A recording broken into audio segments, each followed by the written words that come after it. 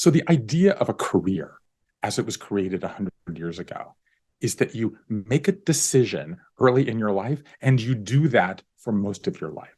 And some people, in fact, do that. They identify a goal and they achieve it, right? They set out to become doctors or astronauts or play center field for the New York Yankees, and they succeed.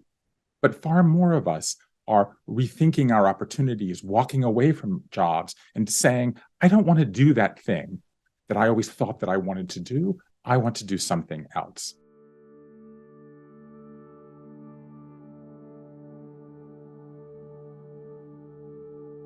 So what I learned is that there are three lies about work.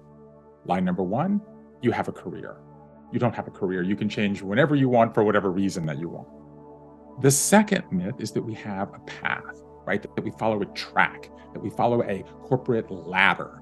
And all those are linear models, okay? And that's been the story that we've told all along. You must get on this track and meet these milestones. You must keep climbing and reaching for the top. Well, few ideas have squandered more human potential because the average person goes through 24 moments in their lives where they swerve, they get off the path, they get on the path again. And then the third lie is that you have a job. Now, on the surface, this seems absurd. Like, of course I have a job. Like, how else do I, pay my bills, right? And get my benefits.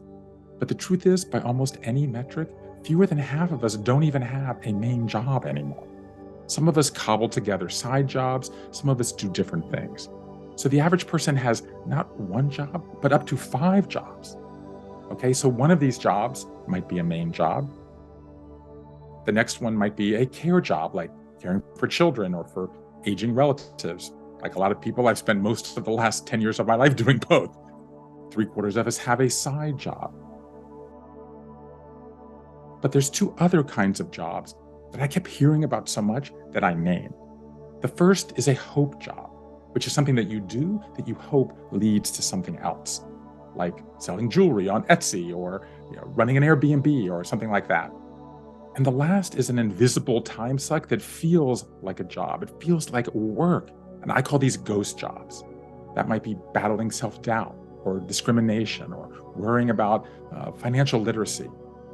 And while on the surface, this sounds like a burden, actually the way most people experience it is as an opportunity. Because the thing that's non-negotiable anymore, and I think the kind of the big idea is that fewer people are searching merely for work anymore, and more people are searching for work with meaning. And so what we do with these multiple jobs is we kind of cobble together the meaning that we crave. So maybe we have a main job that we do for salary and benefits, but we have a side job that we do for meaning or personal fulfillment, or sometimes it's switched. So I think where we are in the world of work now is both unprecedented in the last 100 years and even in the history of work. It's a great opportunity, but it sometimes can feel like a burden. And the opportunity is you get to write your own story of work. The burden is that sometimes we get writer's block trying to write that story. We get stuck and confused, like, what is it that gives me meaning? And so what I've tried to offer in the search is a series of questions. I call it 21 questions to find work you love, which can enable you to identify today, not 2 years ago, 5 years ago, 10 years ago, but today, what gives you meaning? What is the story that you want to tell?